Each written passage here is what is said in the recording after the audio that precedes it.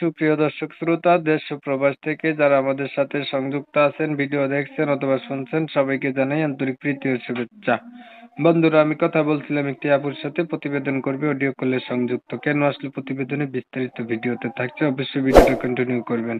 আসসালামু আলাইকুম। ওয়ালাইকুম সালাম। কেমন আছেন আপনি? ভালো আছেন? জি, আলহামদুলিল্লাহ ভালো আছি।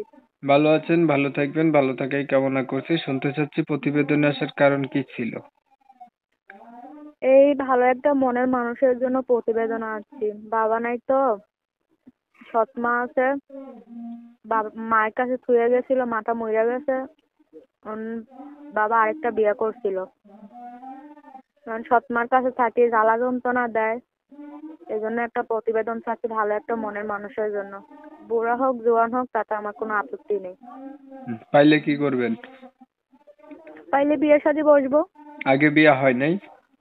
না, আগে বিয়ে শাদী হয় নাই। বিয়ে হইলে কি স্বামীকে প্রতিবেদন করতে দিত? সত্য বলতেছেন না মিথ্যা বলতেছেন?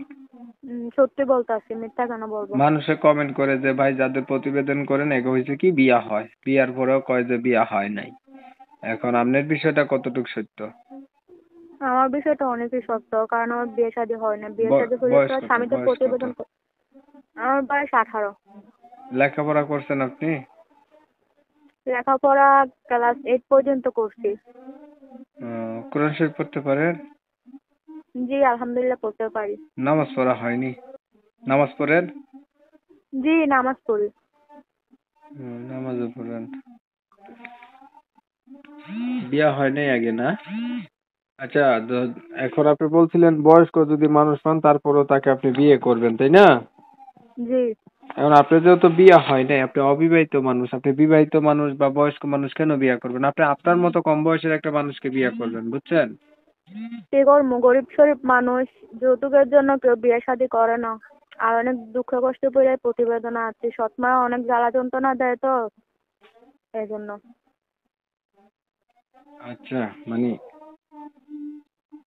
সৎ মায়ের জ্বালা যন্ত্রণা, এখন আপনি যেমন মানুষই পান যে আপনার সুখে দুঃখে পাশে থাকতে দায়িত্ব নেই, এমন মানুষ পেলে আপনি বিয়ে করে লাইবেন, এই তো? জি। ঠিক আছে, আপনার বিষয়টা আমি একটু ক্লিয়ার করছি। প্রিয় দর্শক শ্রোতা, শুনছিলেন আমি কথা বলছিলাম, এই আপুটি দেখতে কিন্তু চমৎকার সুন্দর। ওনার লেখাপড়াও আছে, ক্লাস 8 পর্যন্ত কোরআন শরীফও পড়তে পারে, নামাজও পড়ে। তো সমস্যা হচ্ছে ওনার বাবা আজকে বেঁচে নাই, মাও নাই, সৎ মায়ের কাছে থাকে, অনেক কষ্টে আছে। চাচ্ছে একটা মানুষ যেমন হোক তেমন হোক ওনার এই দুঃখের ভাগিদার হইলে উনি বিয়া করে লাইবো, সৎ মার জ্বালা যন্ত্রণা ওনার ভালো লাগে না আর কি। তো আমি হচ্ছে কমিউনিটি গাইডলাইনের কারণে এই সুন্দরী আপুটির নাম ঠিকানা নিতে পারিনি, দুঃখ প্রকাশ করছি। তো উনার উদ্দেশ্য মনের মতো মানুষ, যারা উনার মনের মানুষ হইতে চান বা উনাকে পাইতে চান বা উনার সাথে কথা বলতে চান, তারা হচ্ছে উনার সাথে যোগাযোগ করবেন। উনার নাম্বার আমি ভিডিওর স্ক্রিনে দিছি। যদি ভিডিও ভালো লাগে একটু লাইক টাইক দিয়েন, শেয়ার দিয়েন, ইমো মেসেঞ্জারে ছড়াই দিয়েন, আপনাদের মতামত কমেন্টে জানান। চ্যানেল ভালো লাগলে সাবস্ক্রাইব করে রাখেন। অনেক সময় নিয়ে ভিডিও দেখছেন, ধন্যবাদ সবাইকে। সবাই ভালো থাকবেন, সুস্থ থাকবেন, আল্লাহ হাফেজ।